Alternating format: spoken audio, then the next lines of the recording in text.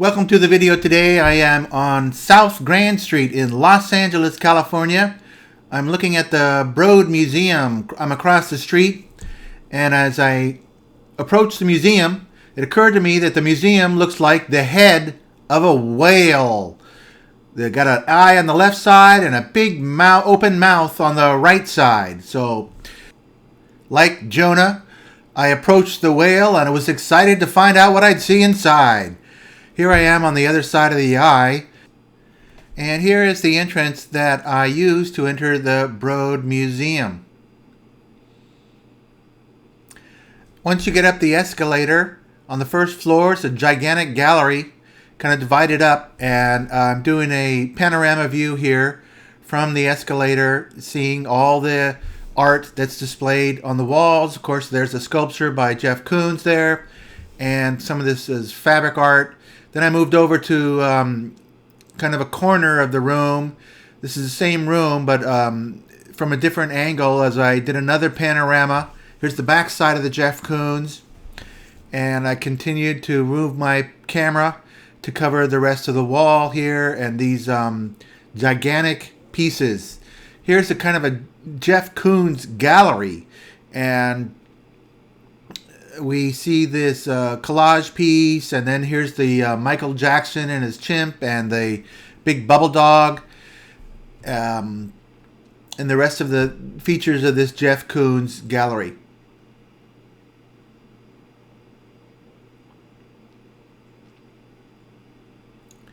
Now this piece is just a big collage. It's kind of images that are cut up that you'd kind of see in a catalog or a cheap advertisement. Just put all together, a big chaotic mess, no meaning, composition, no meaning. It's just, to me, it's frankly boring. One notable thing is the size, which is, to me, meant to intimidate the viewer. Here we go on to the kitschy Michael Jackson and the chimp.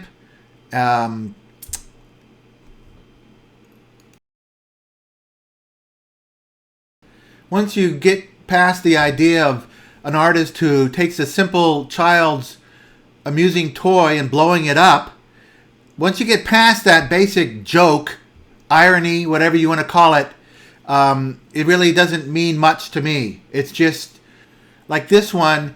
It has absolutely no essence. It doesn't project into the room. It just sucks up energy. You look at it and look at it, and nothing is reflected back towards you as a viewer. So I dislike this art. I think it's phony and stupid. Now we move on to some sculptures that have no composition. They also have no essence, and they're just a waste of time, in my opinion. This is by Mr. Cy Twombly, who is an internationally renowned artist favored by the elites. Here's a Rauschenberg collage. To me, this is kind of about the media and being... We move on to a abstract here. Boring shapes, boring colors. Here's kind of a mundane Jasper Johns abstract. Doesn't do much for me. Now we move on to these hard edge, minimalism. Another part of the gallery. When I look at these hard edges, they just hurts my eyes. I have a great antipathy towards hard edges. And here's an example of it with the Ed Ruscha section of the museum, where this is a guy who likes hard edges, and he seems to be someone who uses tape or some kind of mechanical device to get these things blown up. And I just find this very mechanical. I call this highly processed art. And like highly processed food, it's bad for your soul. Here's some Andy Warhols. For me, I used to when I was in my 20s, I liked Andy Warhol. But now when I come back to him, I kind of just see his gimmick of taking an image and blowing it up 100 to 1,000 times its normal size, and then adding some colors or making it black and white, and that's kind of his gimmick. I did enjoy some of these Andy Warhol images from when he was an illustrator. At least you can see his line. You can see the hand of the artist. That adds a lot of value to me.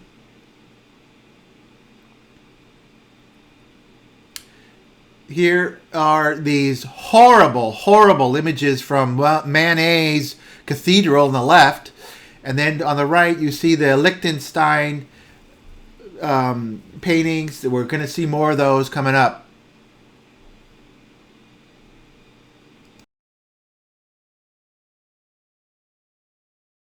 Now here's a Liechtenstein where you can see actually see his hand. You can see some paint strokes. So this is actually not bad. But here's a Liechtenstein, and this is New York City high-grade industrial art, sold using the most powerful military marketing campaigns in the history of art.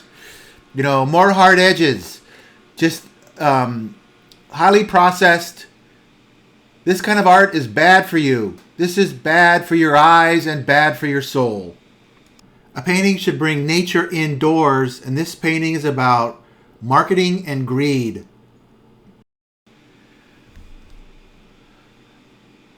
This one is kind of exemplifies a tenet of modern art that something boring is interesting.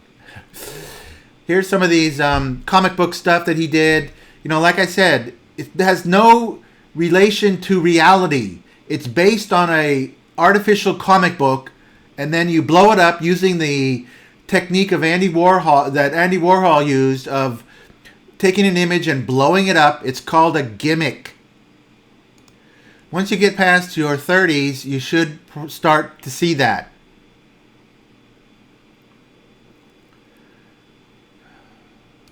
You know, I guess you could think about how these images are taken, they're derivative of advertisements and media culture.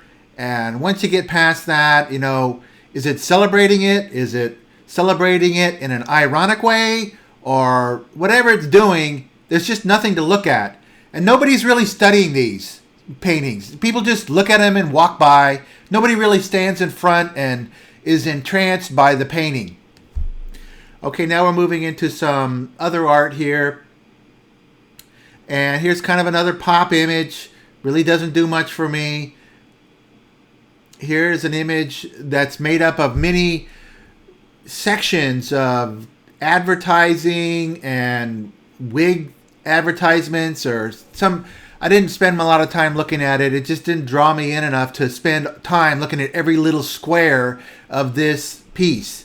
Here's a gigantic piece which has another tenet of modern art: make it large and intimidate the viewer.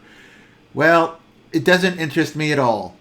Okay, now we move into Kara Walker, and she's got these. If you spend time looking at these, they're very vulgar, and I'm offended. And I guess that's another tenet of modern art, that if you shock people, then it's art.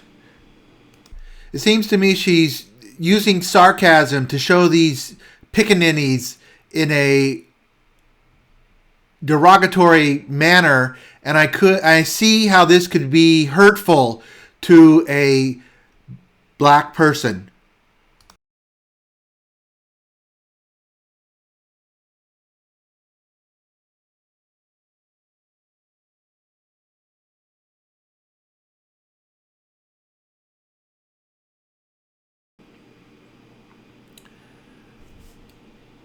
Here's one. I don't see why it has to be so large. Here's a big chaotic mess. You know, if it's ugly, it's great. Another example of that tenet of modern art. The size is meant to intimidate.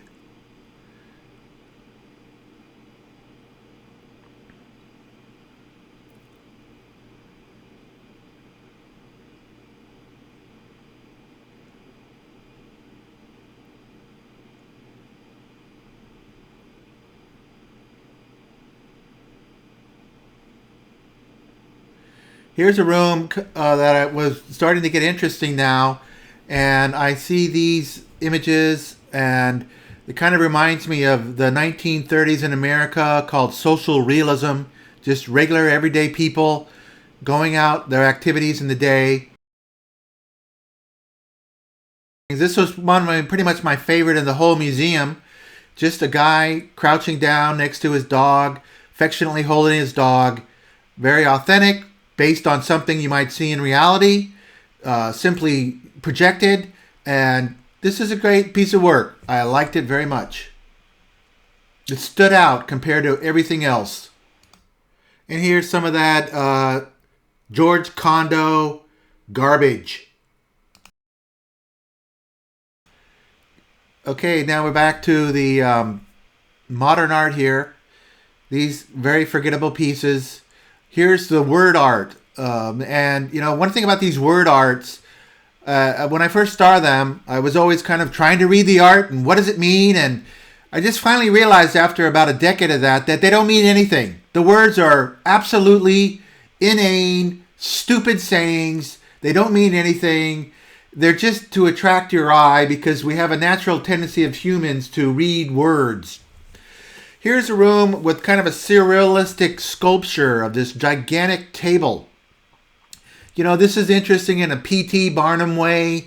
You can walk through this, the kind of thing that might be interesting to see at a carnival. But Ripley's Believe It or Not. But you walk through, you see these giant chairs. And, this is kind of amusing in a childlike way. But once you see it, it doesn't draw me back to see it again. When I see art that I like in a museum, I usually go one round through the museum, and then I'm so excited about the art, I want to return and go to every single gallery and see every single thing again. But in this museum, I didn't have that desire.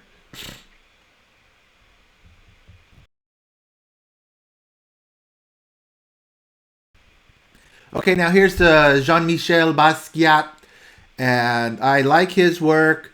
It has nice colors, and you can see the hand of the artist. It's not industrialized. It is large, but for me, he really needs that space to show what he's showing. He uses the space well, so it works in the smaller size and the larger size. He has such an improvisational jazz feel to his work.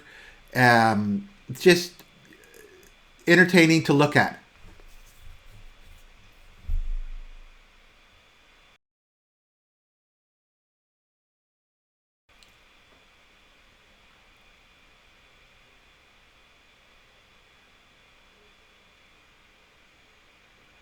Here's one of these gigantic fabric pieces. Sometimes if you go to a big city and you walk into the first floor of the skyscrapers, you see these kind of art on the walls, and that's probably where it belongs. Something it's kind of background stuff. When I see these large pieces, I just think about the hours and hours and hours of work that it spent to create this, but I don't feel any spiritual sustenance, any real visual sustenance.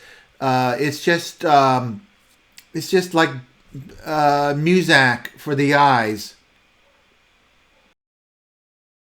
We're getting toward the end here. This is a room with an electronic light sculpture in the corner. And once again, don't waste your time looking at the words. They're absolutely ridiculous.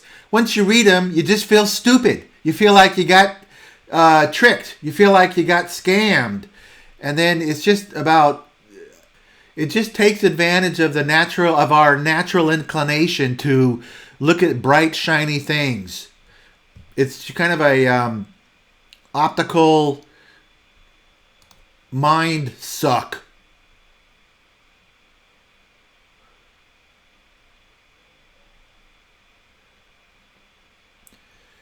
And now, before I exit, I decided to look at the Broad Museum because it is an interesting sculptural building, and so I'm examining the light and the ceiling and the walls and kind of seeing how it all goes together.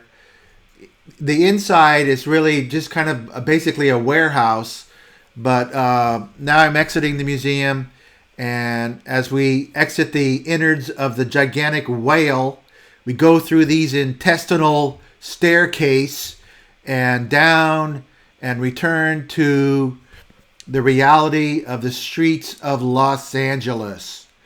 So that wraps up my review of the Broad Museum in Los Angeles.